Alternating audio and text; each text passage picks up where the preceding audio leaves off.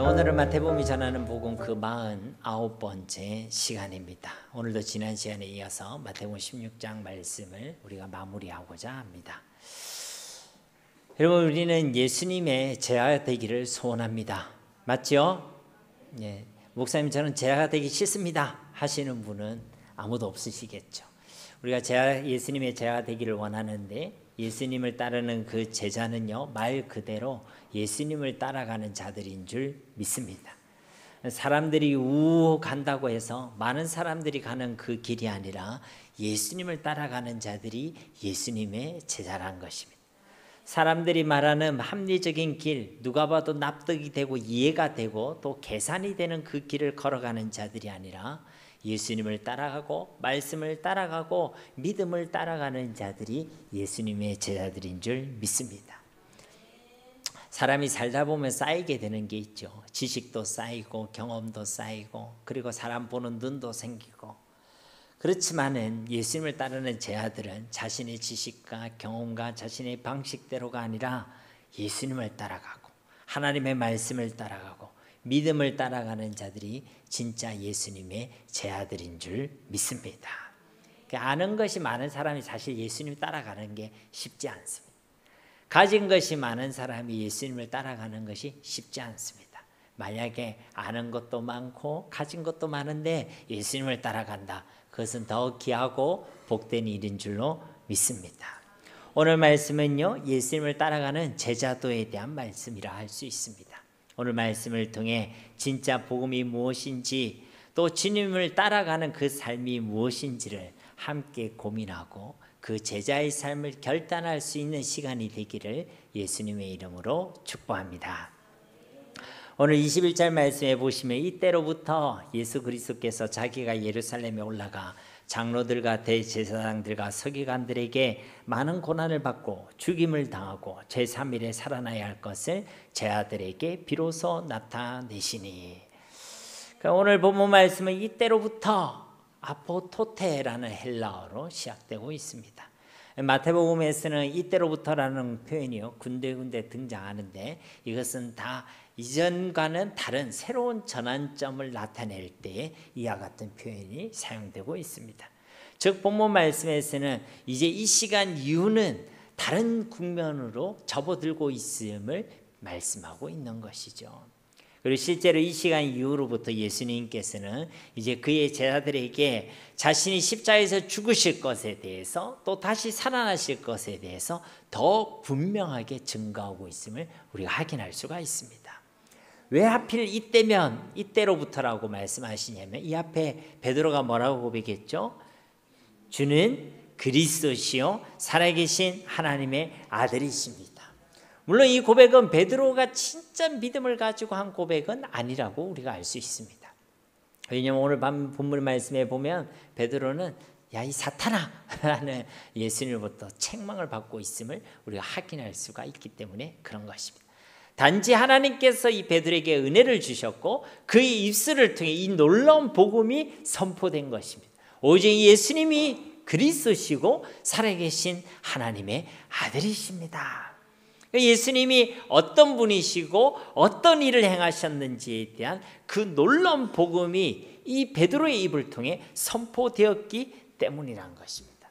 그리고 이제 그 놀라운 복음, 예수님의 그 사역, 그 그리스도로서의 그 사역, 왕적 사명과 선지자적 사명과 제사장적 그 사명을 예수님께서 무엇을 통해 이루시는 것입니까? 바로 이 십자가와 부활을 통해서 이루실 것이기 때문에 그 놀라운 복음이 선포된 뒤에 내가 그것을 십자가와 부활을 통해 이루시겠다라고 이제 더 분명하게 확실하게 증거하고 계시는 것입니다.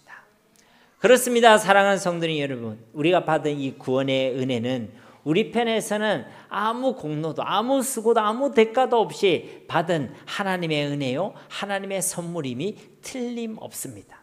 그러나 예수님 편에서는 우리에게 이 생명을 주시기 위하여, 우리를 구원하시기 위하여 자기의 생명을 내어주셨고 저 십자가의 고난과 고통을 감당하심으로 우리에게 베풀어 주신 하나님의 선물이요 하나님의 사랑인 줄로 믿습니다. 그러니 우리가 받은 이 은혜와 이 구원을 생각할 때 아싸 공짜다 라고 생각하며 가볍게 생각할 것이 아니란 것입니다. 우리가 받은 그 구원의 은혜 속에 창조주 하나님의 독생자의 생명의 무게가 담겨져 있음을 기억해야 하는 것이죠. 하나님이신 그리스도의 생명을 다한 사랑이, 최고의 사랑이 이 구원의 은혜 속에 담겨 있음을 우리는 기억해야 될 줄로 믿습니다.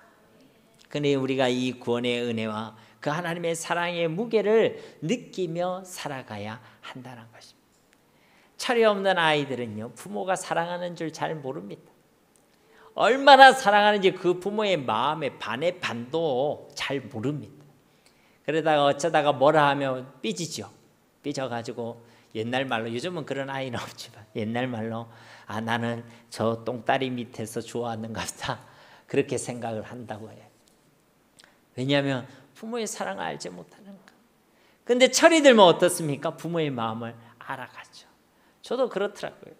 우리 집사람이 막 머리를 산발로 하면서 그 쌍둥이 애들 기저귀를 이렇게 갈아주고 세수도 못해가 눈꽃 채로 애들 이렇게 분유를 먹이는 그 장면을 보면서요, 아 우리 부모님들, 우리 어머님 당신도 이렇게 하셨겠구나 생각이 들더라고요. 그러니까 아이를 키우면서 부모의 사랑을 더 알게 되고, 또 내가 자라가면서 또 나를 위한 그 부모의 희생을 또 생각하게 되고, 이게 뭐예요? 철이 들어가는 거예요. 우리가 영적으로 철이 들어간다는 것, 믿음이 성장한다는 것은 우리가 받은 그 구원의 은혜 속에 하나님의 사랑이 담겨 있고 창조주 하나님의 독생자의 생명이 담겨 있음, 그 무게를 느끼며 살아가는 것이 영적으로 성숙한 믿음의 사람들인 줄로 믿습니다. 그런 하나님의 은혜를 기억하며 살아가는 저와 여러분이 되시기를 주님의 이름으로 축복합니다. 또 이때로부터라는 것은요, 이제 예수님께서 정하신 때가 되었다는 것을 말씀하시는 것이죠. 아, 이제 때가 되었구나. 내가 이제 진짜 나의 죽으심, 당신의 그 죽으심과 부활에서 증거하실 때가 되었구나 라고 말씀하시는 것이란 것입니다. 우리도 그렇지 않습니까? 우리 아이들에게 내가 가지고 있는 고민들 다 이야기해요, 안 해요? 이야기 안 하죠. 내가 겪고 있는 아픔, 내가 감내하고 있는 고통, 삶의 무게들 자녀들에게 다 이야기하지 않습니다. 나는 부모에 대해서 다 잘 안다라고 생각하지만 절대 그럴 수가 없어요. 그런데 그 이야기들을 감당할 때가 되면 그 아픈 이야기도, 그 슬픈 이야기들도 자녀들에게 해주게 되죠. 물론 어떤 일들은 일평생 끝까지 부모가 가슴에 묻고 살아가는 경우도 얼마든지 있습니다. 신앙생활도요 똑같습니다. 우리는 다 알고 싶어합니다. 우리는 다 해석하고 싶어합니다. 왜 이런 일이 일어나야 하는지, 왜 이런 일이 우리에게 주어져야 하는지, 왜 우리가 이것을 감내해야 하는지 우리는 다 알고 싶어하고 다 해석하고 싶어 한다는 것이죠. 그런데 하나님께서는 그것을 다 알려주시지 않으십니다. 물론 어떤 일들은 왜 그런 일이 우리에게 주어졌는지, 왜 그런 일이 일어났는지 그것을 깨닫게 하실 때도 있습니다. 그럴 때는 속이 시원해요, 안 시원해요? 시원하죠. 물론 그때는 아니더라도 지나고 나서라도 깨닫게 하시면 그때를 생각하며 감사할 수 있습니다. 그러나 그 반대의 경우도 틀림없이 있습니다. 왜 그런 일이 일어나고, 왜 이런 상황에 이 사건이 일어나고 계속되어야 하는지, 왜 나만 이런 일을 겪어야 되는지, 다 이해되지 않고 다 해석되지 않은 일들도 얼마든지 있다는 것입니다. 저도 제 청소년기는 바로 이런 시기였어요. 왜 나에게만 이런 일이 일어나야 되는가? 저는 그냥 길에서 부모와 자녀가 싸우는 모습만 봐도 그게 그렇게 부럽더라고요. 그게 그렇게 부러웠습니다. 그래서 저도 생각하는 거죠. 왜 나에게만 이런 일이 일어나야 하는가? 그런데 우리가 그 일에 대해서 다 이해되지, 해석되지 않는 일들과 그런 순간들이 얼마든지 있다는 것이죠. 그러나 오늘 말씀을 통해 우리가 소망할 수 있는 것은 무엇입니까? 하나님께서 그것을 알게 하시고 깨닫게 하시고 그것을 알려주시는 때가 있다는 것입니다. 이때로부터라는 그 주님의 때가 있음을 여러분 믿으시기를 주님의 이름으로 축복합니다. 우리는 성격이 급하잖아요.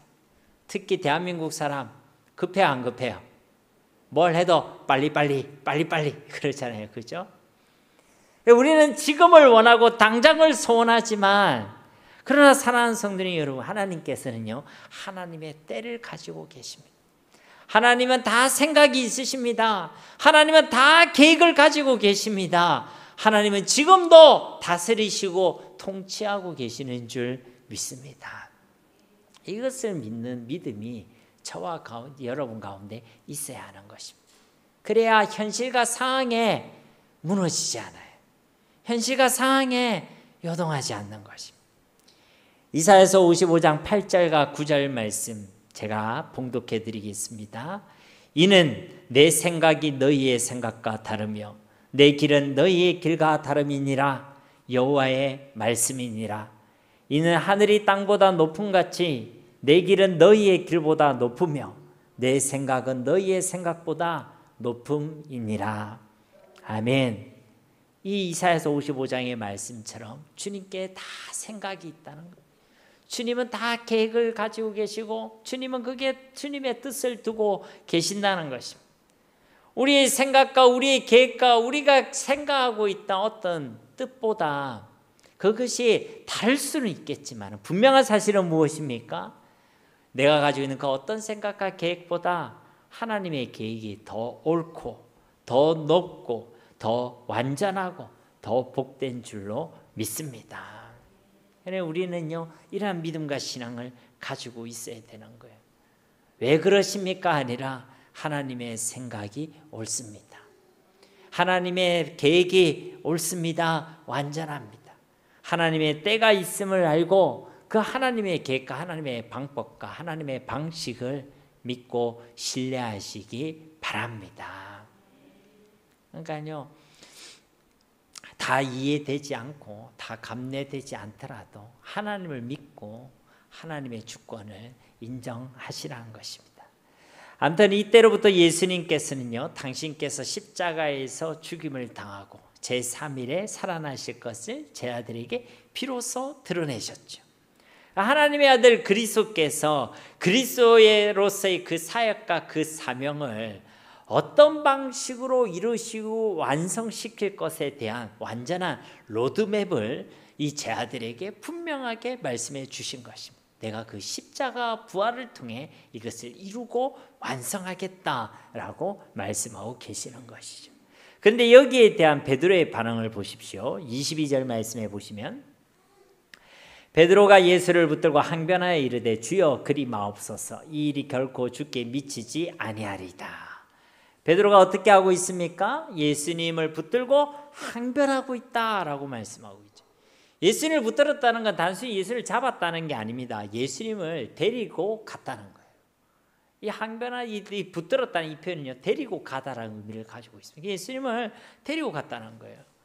제 아들과 함께 있었겠죠, 예수님이랑. 그런데 이 베드로가 예수님을 데리고 다른 곳으로 이동했다는 거예요. 왜 그랬습니까? 그 뒤에 보면 이 베드로가 예수님을 향해 뭐라고 하죠? 항변하여 이르되 항변했다라고 말씀합니다. 이 항변했다라는 것은요 비난했다, 꾸짖었다라는 의미를 가지고 있습니다. 옛날에 여러분 영화 제목 중에 두사부일체라는 영화가 있었습니다. 여러분 혹시 보신 적 있으십니까? 들어는 보셨어요? 두사부일체라는 것은요 무슨 의미입니까? 두목과 스승과 부모가 하나다 이런 의미죠. 원래는 그게 두사부일체가 아니라 군사부일체라는 말을 패러디한 것입니다. 그런데요 이 제자인 이 베드로가요 스승인 예수님을 따로 데리고 나가서 예수님을 향해서 비난하고 꾸짖고 항변했다는 것입니다. 이러면 됩니까? 안 됩니까? 안 되지요. 근데 베드로가 그렇게 했다는 거예요.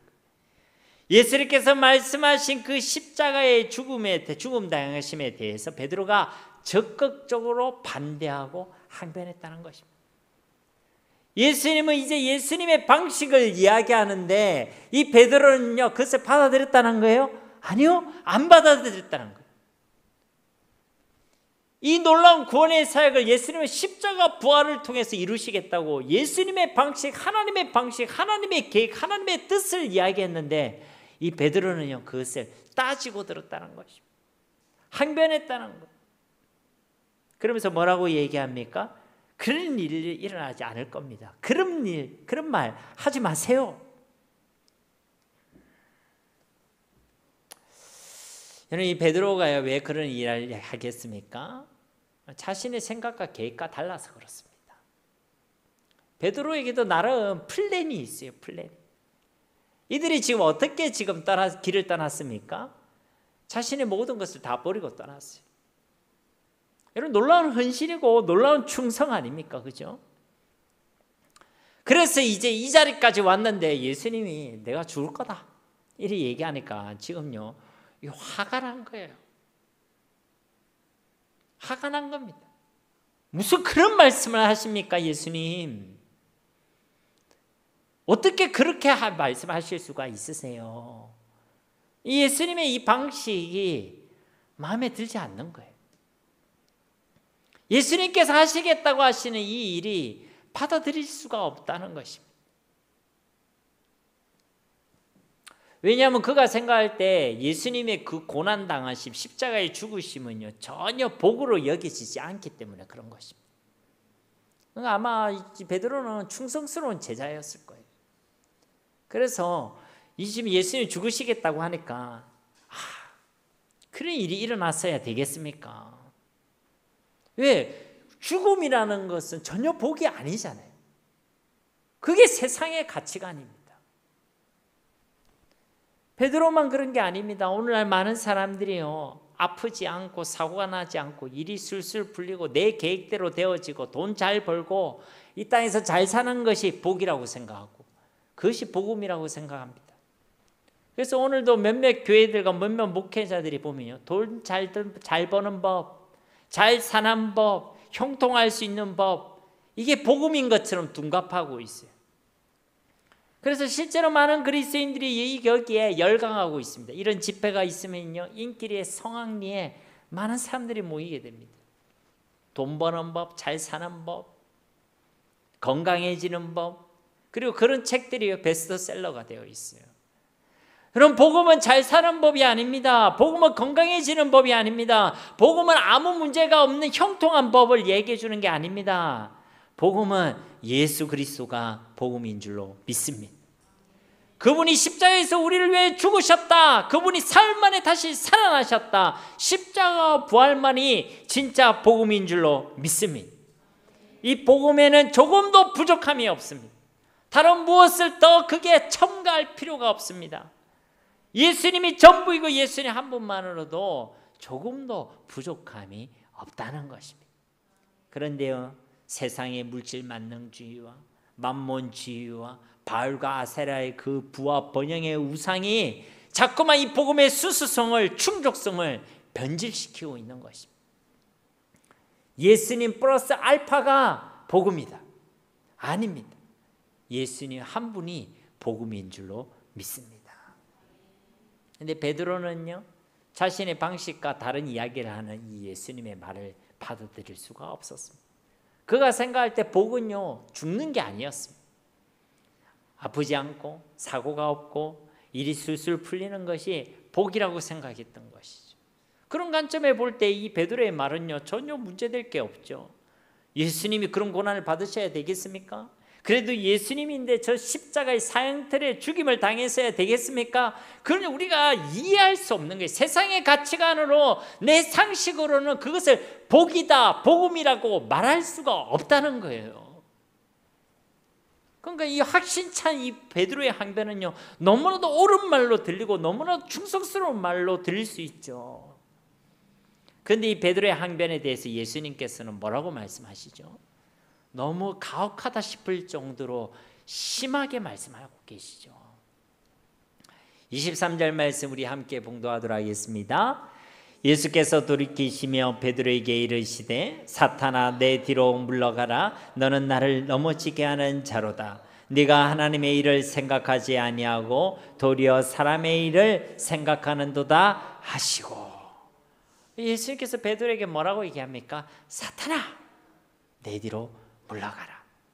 너는 나를 넘어지게 하는 자로다. 이 복음의 걸림돌이라고 말씀하셨습니다. 베드로에게 너는 나를 넘어지게 하는 자다. 그래서 너는 사탄이다 라고 말씀하셨다는 것이죠. 그 이유가 무엇입니까? 네가 하나님의 일은 생각하지 아니하고 도리어 사람의 일만 생각하고 있기 때문에 그렇다는 것입니다. 그러니까 놀랍지 않습니까? 여러분, 조금 전까지 이 앞에서 베드로는요, 주는 그리스도시요 살아계신 하나님의 아들이십니다라는 시대적인 고백과 완벽한 신앙의 고백을 드리는 일에 쓰임받았습니다. 그래서 바요나 요나의 아들 시몬아 내가 복이 있도다라는 놀라운 축복의 약속을 받았던 자입니다. 근데 그 놀라운 고백 직후에 이번에는 이와 같이 이 똑같은 베드로가 한순간에 이제 사탄의 통로가 되고 있음을 우리가 확인할 수 있는 것입니다. 그렇습니다. 지난 시간에도 우리가 말씀을 나누었듯이 여러분, 베드로가 대단해서 그 놀라운 고백을 한 것이 아닙니다. 그가 자격이 되고 아는 것이 많고 이제 믿음이 좋아져서 그의 입술을 통해 이 놀라운 신앙의 고백이 선포된 것이 아니란 것입니다. 하나님의 은혜였고 하나님께서 그의 입술을 들어 사용하셔서 그 입술을 통해 예수님이 누구이신지 당대와 오는 여러 세대 이와 같이 분명하게 증거하시고 선포하신 줄로 믿습니다. 베드로뿐만 아니라 저와 여러분도 마찬가지입니다. 우리가 대단해서 우리가 자격이 있어서가 정말 아닙니다. 그냥 지금까지 우리가 오게 된 것이 다 하나님의 은혜인 줄 믿습니다. 우리가 생각할 때 내가 이만큼 했으면 그런 생각 들 수 있어요. 내가 이만큼 했기 때문에 그런 생각 들 수 있습니다. 아닙니다. 지금 당장이라도 하나님의 은혜가 끊어지면 우리는 아무것도 아니에요. 지금도 사탄의 주구가 되어서 우리는 세상을 택하며 죄악을 택하고 은밀히 그것을 즐길 수 있는 사람이 바로 저와 여러분들이라는 것입니다. 우리가 괜찮은 척하고 앉아있고 하나님을 찬양하고 있으니까 우리 믿음이 대단한 것처럼 보이지만 아닙니다. 이것이 하나님의 은혜입니다. 우리가 생각할 땐 나는 적어도 저 인간보다는 믿음이 괜찮은 인간이다. 내가 그래도 저 인간보다는 내가 그래도 좀 괜찮은 죄인이다 이렇게 생각할지 모르겠지만 아니요. 우리는 하나님의 은혜가 아니면 도무지 하나님을 향해 살아갈 수 없는 다 똑같은 멸망당에 마땅한 그런 죄인들인 줄 믿습니다. 그래서 우리는요 은혜 받아야 돼요. 과거에 은혜 받았습니다가 아니라 지금 은혜 받아야 하는 것입니다. 지금 은혜 받지 못하면 우리 아무것도 할 수가 없어요. 우리가 예수님을 주라고 신하게 된 것도 하나님의 은혜인 줄 믿습니다. 고린도전서 12장 3절 말씀에도 누구든지 예수를 저주할 자라 아니하고 또 성령으로 아니하고는 누구든지 예수를 주시라 할 수 없느니라. 그러니까 우리가 예수를 믿게 된 것은 철저히 하나님의 은혜요 하나님의 사랑 때문인 줄로 믿습니다. 그래서 우리는요 늘 하나님의 은혜로 충만해야 되는 거예요. 여러분, 좋은 성도가요 따로 있는 것이 아닙니다. 하나님의 은혜를 받으면 좋은 성도가 되는 것입니다. 좋은 목사가 따로 있는 것이 아닙니다. 하나님의 은혜로 충만하면 좋은 목사가 되는 것입니다. 반대로 우리가 은혜 받지 못하면 방금 전까지는 주는 그리스도시요 살아계신 하나님의 아들이십니다라는 놀라운 믿음의 고백을 하다가도 한순간에 이 베드로처럼 결코 그런 일이 일어나지 않을 것입니다라는 불신앙을 고백하는 불신앙의 삶을 살아갈 수도 있게 된다는 것입니다. 사랑하는 성도 여러분, 여러분 지금 믿음을 고백하고 계십니까? 아니면 불신앙을 고백하고 계십니까? 진짜 하나님의 은혜를 받기를 사모하시고 그 은혜의 자리로 나오셔서 그 은혜의 자리를 지켜내시고 늘 하나님의 은혜로 충만하시길 우리 주 예수님의 이름으로 축복합니다. 여러분, 우리는 야곱의 가정을 기억하고 있습니다. 그의 딸 디나가 어려운 일을 당했죠. 그때 그 가정이 결단한 것이 무엇입니까? 베델로 올라가자. 베델로 올라가자. 흰 옷을 입고 베델로 올라가는 거. 하나님의 은혜의 자리로 나아가서 그 은혜를 구하고 그 은혜를 받는 것이 우리의 살 길인 줄로 믿습니다.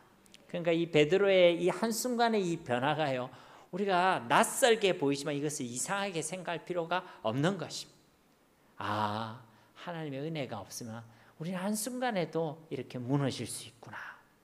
우리는 늘 낮고 가난한 마음으로, 겸손한 마음으로 주님의 은혜를 구하는 자들이 되어야 할 줄 믿습니다.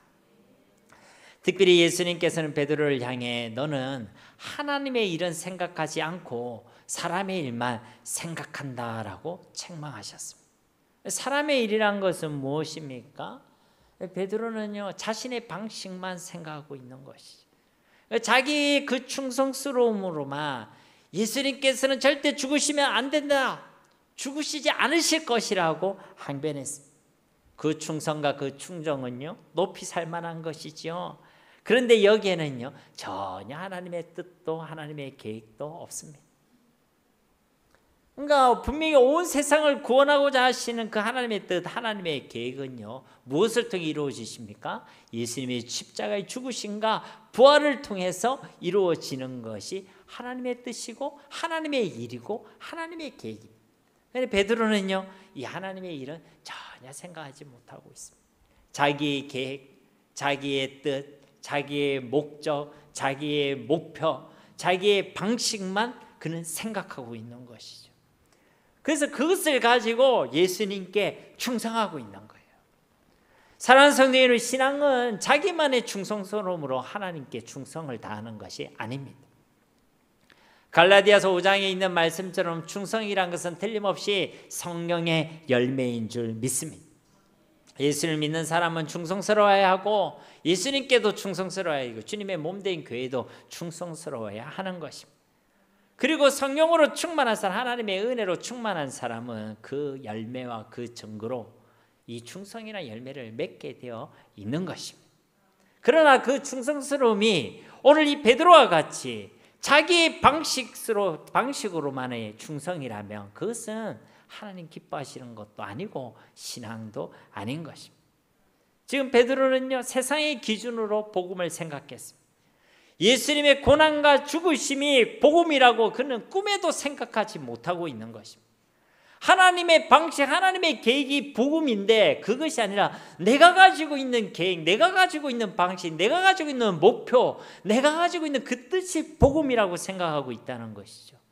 그리고 그것을 복이라고 복음이라 생각하고 예수님께 충성을 다하고 있다는 것입니다. 그런데 이것은요, 하나님께서 기뻐하시는 신앙이 아니란 것이죠. 이것은요, 성령의 열매가 아닙니다. 겉으로 볼 때는 똑같이 충성스러울 수 있어요. 그런데 어떤 사람은요, 하나님 베푸신 은혜가 감사해요, 감격하여 하나님의 나라를 구하고 하나님의 의를 구하고 먼저 하나님의 일을 생각하면서 하나님이 베푸신 그 은혜에 감사 감격하여 충성을 다하는 사람이 있습니다. 어떤 사람은요, 자기의 계획과 자기의 신앙과 자기의 목적과 자기의 목표를 가지고 하나님께 충성을 다하는 사람이 있습니다. 어느 쪽에 하나님 기뻐하시는 신앙이겠습니까? 그것은요, 너무나도 분명한 것이죠. 우리의 충성은 진짜 하나님의 은혜에서 시작되어야 할 줄 믿습니다. 우리가 복받기 위해서 예배 드리는 거 아닙니다. 하나님 우리에게 베푸신 은혜가 감사해요. 그 기쁨과 감사와 감격으로 하나님을 예배하는 것이고 그 예배의 가운데 하나님께서 우리에게 복을 주시는 하나님이신 줄 믿습니다. 목적이요, 분명해야 되는 것이죠. 그러나 베드로는요, 그렇지 않았습니다. 자기 일만 생각하고 사람의 일만 생각했죠. 그래서 예수님으로부터요, 책망을 받으셨다는 것입니다. 물론 여러분 가운데는 그래도 그렇지, 베드로를 향해 사탄아 이렇게 말씀하시는 것은 좀 너무한 거 아니냐, 그렇게 생각될 수도 있습니다.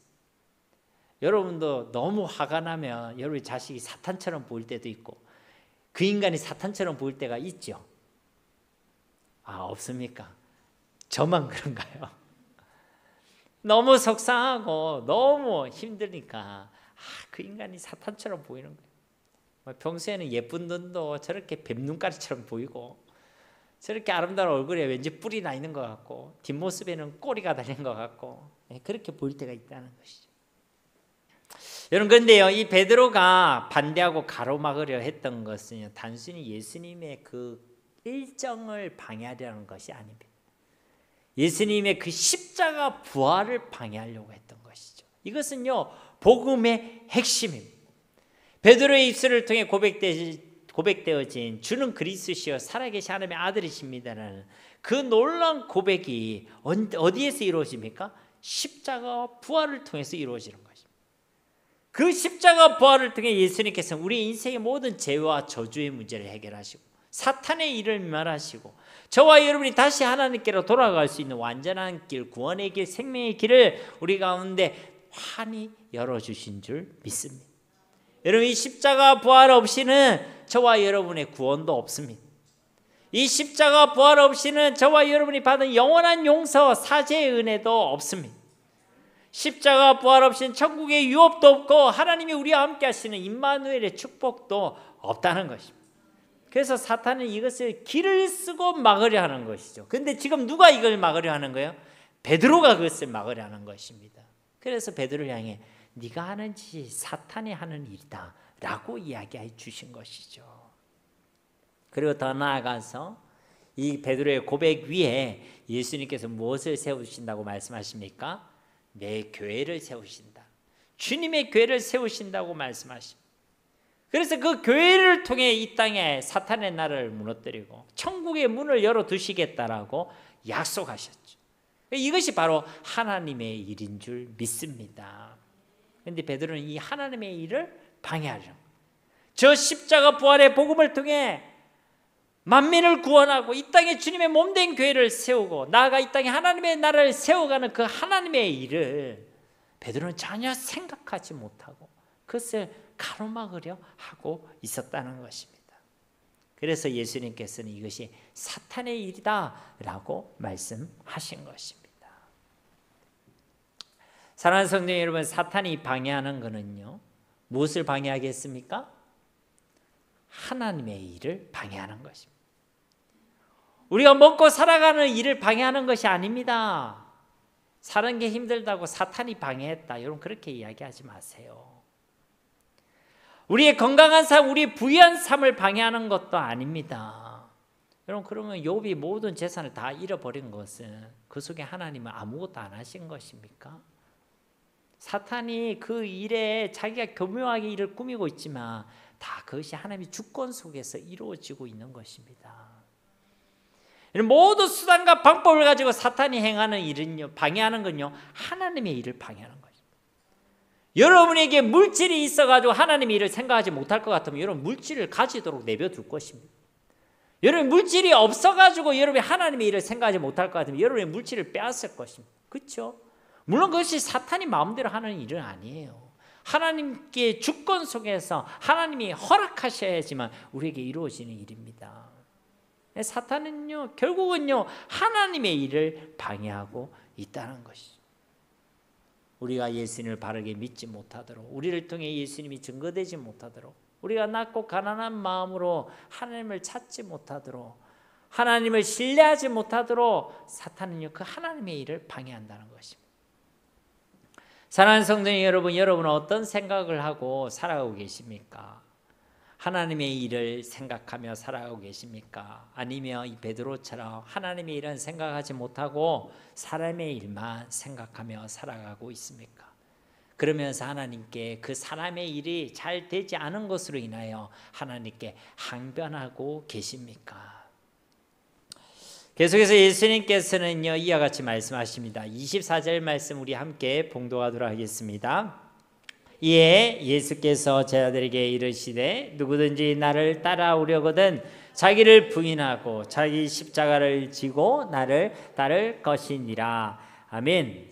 이 24절 말씀은 예수님께서 제자들에게 주시는 그 제자도 중에 핵심적인 내용 중에 하나죠.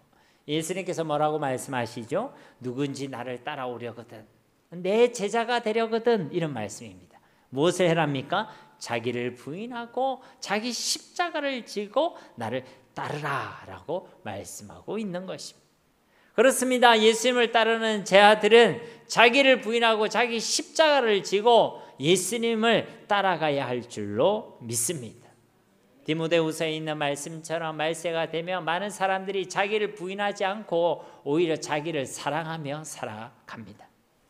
그러나 예수님을 따르고자 하는, 또 예수님을 따르는 저와 여러분들은 오늘 주님의 말씀처럼 자기를 사랑하는 자들이 아니라 자기를 부인하는 삶을 살아내는 자들이 되어야 할 줄 믿습니다. 그러니 자꾸만 내 목적대로 살아가려고 하면 안 된다는 것입니다. 내 계획대로 살아가려고 하면 안 된다는 것입니다. 하나님의 목적대로, 하나님의 계획대로 우리는 살아가야 될 줄 믿습니다. 내 욕심과 내 정욕대로 살아가려고 하면 안 됩니다.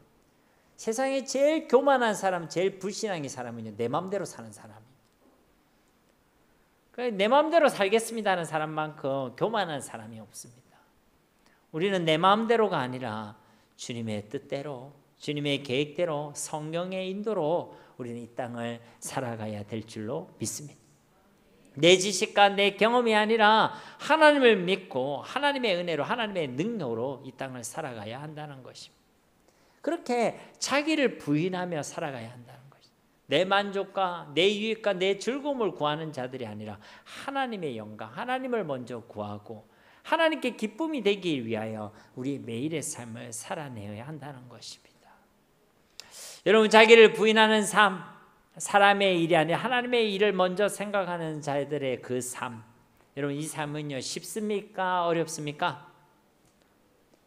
여러분 자신을 부인하는 그 삶이 여러분 안에는 어떻던가요? 내 계획을 포기하고 내 목표를 포기하고 내 뜻을 내려놓고 내 만족과 내 유익을 내려놓고 주님의 뜻을 구하고 주님의 주권을 인정하고 주님의 은혜를 구하며 살아가는 그 삶, 여러분도 분명히 발버둥 치고 결단하고 마음의 손을 품고 신앙생활하고 계실 텐데 그것이 여러분에게 쉽습니까? 어렵습니까?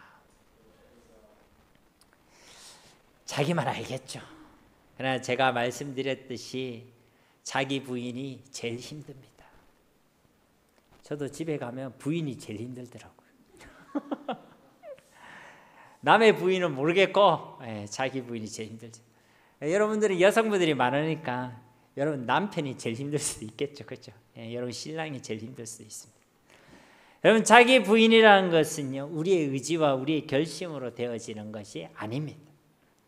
그것은 우리들이 증인입니다. 내가 나를 부인해야 되겠다, 자기를 부인해야겠다, 수도 없이 우리는 결심하고 의지를 다지지만 그것으로 되어지지 않는다는 것을 우리는 우리 스스로가 더 잘 알고 있다는 것입니다. 그럼 어떻게 해야 됩니까? 예수님의 간절한 소원대로 우리가 예수님을 진짜 누구인지를 알고 믿으면 되어지는 것이 자기 부인인 줄 믿습니다. 여러분 어린아이들이 장난감을 가지고 있을 때에 야 그거 좀 줘봐 하면요 안 줍니다. 꽉 쥐고 있어요. 그들이 얼마나 힘이 센지요. 그 고사리만한 손으로 꽉 쥐고 있습니다. 그런데 자기가 가지고 있는 그 장난감보다요 더 크고 신기한 장난감을 딱 내밀면요 자기가 있는 장난감을 탁 버리고 그것을 낼름 잡습니다. 왜 그렇죠? 그게 더 크고 신기하고 좋기 때문에 그런 것입니다. 우리는 어린아이의 모습이지만요 원래 사람은요 그런 존재입니다. 자기 가치관에 따라 선택과 결정을 하는 존재라는 것입니다. A보다 B가 더 클 때 A를 던져버리고 B를 움켜잡는 것이 사람이란 것입니다. 수많은 믿음의 선진들이 예수님을 부정하는 것보다 차라리 순교를 택하는 이유는요 이제 그만 살고 싶어서가 아닙니다. 그들이 정신이 이상해서가 아닙니다. 예수님을 그만큼 더 귀한 것으로, 가장 귀한 것으로 그들이 발견하고 믿었기 때문입니다. 적어도 자신의 생명보다, 적어도 이 땅에서 그들이 보낼 남은 자신의 그 어떤 삶보다 예수님을 더 귀한 것으로 여기고 발견했기 때문에 그들은 그 예수님 앞에서 나는 예수님을 부인하기보다 차라리 죽겠노라 라고 순교를 택한다는 것입니다. 바울은요 골로새서 2장 3절에 보면 그 안에는 지혜와 지식의 모든 보화가 감추어져 있느니라. 예수님 안에 모든 보화가 감추어져 있음을 그가 발견했습니다. 그래서 바울은 예수님에 비하면 자신이 가지고 있던 모든 지식과 신분과 지방과 재물과 명예 등등은요 다 배설물과 같다, 똥과 같다. 여러분, 똥을 지고 살아가는 사람 있습니까? 여러분, 날아가는 새가 똥 쌌는데 여러분 앞에 탁 떨어진 적 있나요? 아, 있습니까? 저도 자전거 타고 있는데 자전거 앞에 뚝 떨어지는 거예요. 제가 그것을 보면서 기뻐했을까요? 얼른 물티슈로 얼른 닦았을까요? 그게 맞던 겁니다. 왜? 똥은 더러운 거니까. 똥은 해로운 거니까. 똥은 냄새나는 거니까. 불결하니까. 예수님을 그렇게 발견하시기를 주님의 이름으로 축복합니다. 그러면요, 배설물 지고 있지 않습니다. 배설물이 좋다 이러지 않는다는 거예요. 배설물을 가슴에 품고 살아가지 않는다는 거예요. 더 좋은 것을 발견하고 비교할 수 없는 것을 발견했기 때문에 그것은요 던져버리게 되어 있다는 것입니다. 근데 예수님은 모르고 예수님 발견하지 못했는데 자꾸만 내가 그것을 버리려고 하니까 너무 힘든 거예요. 아까워 죽겠는 거예요. 안 되는 겁니다. 불가능한 것입니다. 자기 부인은요 안 되는 것을 아예 머릿속에 받고 살아가는 거예요. 그러나 예수님을 최고의 가치로 발견하면 자기 부인은 되어지게 되는 줄로 믿습니다. 그러니까 이 베드로가 이 이후에도 자기 살라고 예수님을 부인했잖아요. 자기를 부인해야 되는데 예수님을 부인했잖아요. 근데 이들이 성령으로 충만해서 예수님을 정말로 알고 믿게 되어졌을 때 이들은요 더 이상 예수님을 버리지 아니했습니다. 예수님을 위해 자신의 생명을 부인하는 자들, 자기를 부인하는 자들로 살아갈 수 있게 되었다는 것입니다. 사랑하는 성도 여러분, 자기를 부인하는 이 삶이야말로 우리가 예수님을 따라가는 제자의 삶의 첫걸음인 줄로 믿습니다. 여러분이 자기를 부인하지 않고는 주님을 따른다라고 이야기하면 안 돼요. 맞지 않습니까, 여러분? 자기 십자가를 진다는 그 첫걸음은요 나를 부인하는 것에서 시작하는 거예요. 나를 부인해야지만 우리는 그 십자가를 질 수 있는 것이고, 나를 부인해야지만 우리는 주님을 따라갈 수가 있는 것입니다. 그러니까 지금 이 예수님의 제자들이요 모양과 모습은요 예수님을 따라가고 있어요. 근데 전혀 자기를 부인하고 있지 않습니다. 모양은 제자인데 진짜 제자는 아닌 거예요. 여러분, 이 십자가를 진다는 이 말은요 결국은요 자기를 부인하는 것을 의미합니다. 여러분, 십자가를 지고 하는 그 길 끝에는 뭐가 있죠? 죽음이 있잖아요. 그죠? 죽음이 있습니다. 근데 그 죽음은 비참한 죽음입니까? 예수님의 그 십자가의 그 죽으심은요 비록 그 길에는 고통과 슬픔과 애통함이 있지만은 결국 그 죽으심은 부활의 승리와 영광으로 이어지는 관문이 바로 그 십자가였음을 우리는 알고 있는 것입니다. 그렇습니다. 십자가 없이는 부활의 영광도 승리도 없는 것이죠. 그러니까 자기를 부인하고 자기 십자가를 지고 주님을 따라가는 이 십자가의 길은 겉으로 볼 때는 고통의 길이고 죽음의 길이고 고난의 길이고 죽을 만큼 힘든 길로 보일지 모르겠지만 나를 부인하고 그 십자가를 지고 가는 그 길 끝에는 하나님의 승리, 주님의 영광, 그리고 주님의 능력이 우리에게 있는 줄로 믿습니다. 그러니까 이 십자가의 끝에는 주님의 영광과 권세와 능력과 승리가 예비되어 있다는 것입니다. 이것을요 25절과 26절에서 예수님께서 멋지게 말씀하십니다. 제가 봉독하겠습니다. 누구든지 제 목숨을 구원하고자 하면 잃을 것이요 누구든지 나를 위해 제 목숨을 잃으면 찾으리라. 누구든지 만일 온 천하를 얻고도 제 목숨을 잃으면 무엇이 유익하리요? 사람이 무엇을 주고 제 목숨과 바꾸겠느냐. 그러니까 여기서 목숨을 잃는다는 이 길은 결국은요 십자가의 길, 자기 부인의 길을 얘기하는 것입니다. 그래서 자기를 부인하는 자가 결국은요 살게 된다는 것입니다. 그래서 오늘 아침에 여러분에게 문자를 보냈죠. 많은 사람들이 살려고 열심히 살아가고 있다. 그런데 진짜 살 길을 모르고 있다. 우리의 살 길은 주님을 따라가는 길이다. 나를 부인하는 길, 십자가를 지고 가는 길, 세상이 아니라 주님을 따라가는 그 길이 진짜 우리의 살 길, 생명의 길인 줄로 믿습니다. 27절 말씀에 인자가 아버지의 영광으로 그 천사들과 함께 오리니 그때 각 사람이 행한 대로 갚으리라. 우리 주님께서 반드시 다시 오실 줄 믿습니다. 그러니까 우리가 자기를 부인하고 십자가를 지고 주님을 따라가야 될 그 분명한 이유가 바로 여기에 있는 것입니다. 무엇이죠? 우리 주님이 다시 오십니다. 그때에 각 사람의 행한 대로 우리 주님께서 갚아 주실 것입니다. 그러니까 이 갚아준다는 것은 단순히 심판만 얘기하는 게 아니에요. 우리를 향하시 위로와 소망이 되는 줄로 믿습니다. 지금은 우리를 부인하고 십자가의 길을 걸어가고 주님을 따라가는 그 길이 고통스럽고 힘들지 모르겠지만은 주님의 때에 주님이 다시 오실 때 반드시 그 길을 걸어가고 있던 우리에게 갚아주실 줄로 믿습니다. 그래서 주님의 길과 상관없이 살아가는 사람들, 하나님의 일은 생각하지 않고 사람의 일만 생각하는 사람들, 자기를 부인하지 않고 자기가 주인 되어 살아가는 사람들은 그 날, 주님이 다시 올 그 날은 틀림없이 두렵고 떨리는 심판의 날이 될 것입니다. 그러나 자기를 부인하고 주님의 십자가를 지고 주님을 따라가는 사람들, 하나님의 일을 먼저 생각하는 사람들에게는 그날은 위로와 소망의 날, 우리의 구원과 우리의 승리가 완전히 완성되는 그런 복된 그날이 될 줄로 믿습니다. 28절 말씀에 진실로 너에게 이르노니 여기 서 있는 사람 중에 죽기 전에 인자가 그 왕권을 가지고 오는 것을 볼 자도 있느니라. 이 구절 가지고 학자들의 많은 의견들이 있습니다. 이때가 언제냐라는 것이죠. 가깝게는 이 다음 마태복음 17장에 나타난 변화산 사건에 예수님께서 변모하신 그 영광스러운 모습을 보여줄 것을 말씀하셨다, 이렇게 말씀하시는 분들도 있고, 또 아니면 이 이후에 예수님께서 부활하셔 부활의 몸을 입고 오셔 제자들에게 나타나신 사건을 말씀하셨다라고 말씀하시는 분도 있고, 아니면 오순절 성령께서 오신 그 일을 이야기하신다, 그렇게 말씀하시는 분도 있습니다. 그러나 분명한 사실은 우리 주님께서 반드시 다시 오실 것이라는 것이죠. 그리고 저와 여러분은 이 다시 오시는 예수님을 반드시 함께 보게 될 줄로 믿습니다. 우리가 만약에 살아있는 동안 주님이 오신다면 우리 살아있는 이 육신의 눈으로 그분을 오심을 목격하게 될 것입니다.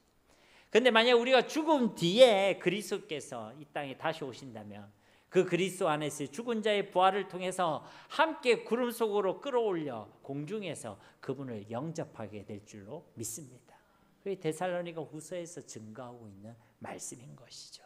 그래 우리는 이 구절 말씀을 때 한 가지만 기억하면 되는 것입니다. 우리 주님께서 반드시 다시 오실 것이란 것입니다. 그러면요, 우리가 사람의 일보다 하나님의 일을 먼저 생각하게 되어 있습니다. 그날까지 우리는 끝까지 주님을 따라가는 자들이 되어야 할 것입니다. 어떻게 주님을 따라갑니까? 오늘 말씀처럼 누구든지 나를 따라오려거든 사람의 일이 아니라 하나님의 일을 먼저 생각하라는 것입니다. 자기를 부인하라는 것입니다. 자기 십자가를 지고 세상이 아니라 주님만을 따라가라는 것입니다. 사람들이 볼 때 또 내가 생각할 때도 이 십자가의 길이 미련하고 어리석게 보일지 모르겠지만 이 길 끝에는 주님께서 부활하신 것처럼 영광과 승리의 복이 반드시 예비되어 있는 줄로 믿습니다.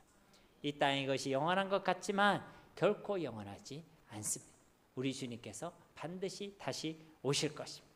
그날에 우리 주님께서 우리를 알아주시고 우리에게 갚아주실 것입니다. 그러니 기쁨과 감사함으로 이 주님을 따라가는 이 제자의 길을 온전히 걸어가는 우리 모두가 다 되시기를 예수님의 이름으로 간절히 축원드립니다. 우리 말씀을 기억하시면서 이 시간 함께 기도하기를 원합니다. 주님, 우리가 진짜 예수님을 따라가는 제자가 되어지길 원합니다. 자기를 부인하고 자기 십자가를 지고 오직 주님을 따라가고 사람의 일이 아니라 하나님의 일을 먼저 생각할 수 있는 그런 제자가 되게 하옵소서. 다시 오실 그 주님을 소망하는 자들이 되게 하옵소서. 우리 함께 이 시간 기도하도록 하겠습니다. 살아계신 아버지 하나님 감사합니다. 오늘 주신 말씀처럼 우리 모두가 진짜 예수님을 따라가는 제자가 되어지기를 간절히 소망합니다. 하나님의 때가 있음을 알고 지금과 그 현실 가운데 믿음으로 승리하는 자들, 믿음으로 인내하는 자들이 되기를 원합니다. 내 생각과 내 기준과 내 방식으로 주님께 항변하는 자들이 되지 않게 하시고, 자기를 부인하고 자기 십자가를 지고 오직 주님을 따라가는 진짜 예수의 사람들, 예수님의 제자들이 다 될 수 있도록 은혜 베풀어 주시옵소서. 하나님, 우리가 정말 예수님을 아는 자들이 되길 원합니다. 예수님 안에 있는 최고의 가치, 모든 보화를 하나님 우리가 발견하는 자들이 되어지길 원합니다. 그래서 예수님과 다른 무엇과 바꾸지 않는 자들이 되어지길 원합니다. 주님이 명하신 그 십자가의 길을 온전히 걸어갈 수 있는 자들이 되길 원합니다. 자꾸만 사람의 일만 생각하는 자들이 되지 않게 하시고, 자꾸만 자기 잘됨과 세상에 대한 정욕대로 살아가지 아니하게 하시고, 먼저 하나님의 일을 생각하며 하나님의 나라와 그 영광을 구하는 자들이 되게 하여 주시옵소서. 자기를 믿고 자기를 위해 살아가며 세상을 따라가는 길이 육신의 길이요 죽음의 길임을 깨닫게 하시고, 오직 주님을 믿고 의지하며 주님을 위해 살아가며 그 주님을 따라가는 이 십자가의 길이야말로 진짜 우리의 살길 생명의 길임을 확신하게 하시고, 이 땅에 주님의 몸되기와 하나님의 나라를 세워가는 복되고 영광스러운 길임을 믿고 확신하게 하여 주시옵소서. 우리 주님 다시 오실 그날을 우리가 기억하게 하시고, 그날을 예비하며 준비하는 삶을 살아가는 자들 되게 하시고, 그날을 우리가 기억하기에 우리에게 주어진 이 십자가의 길, 지금 주님을 따라가는 이 길을 기쁨과 감사함으로 걸어갈 수 있는 자들, 그리고 이 모든 것을 넉넉히 이겨낼 수 있는 자들이 다 되게 하여 주시옵소서. 그런 충성스러운 주님의 제자들이 다 될 수 있도록 은혜 베풀어 주시옵소서. 우리 가운데 일하시고 역사하실 주님을 기대하며 다시 오실 우리 주 예수 그리스도의 이름으로 간절히 기도드립니다. 아멘.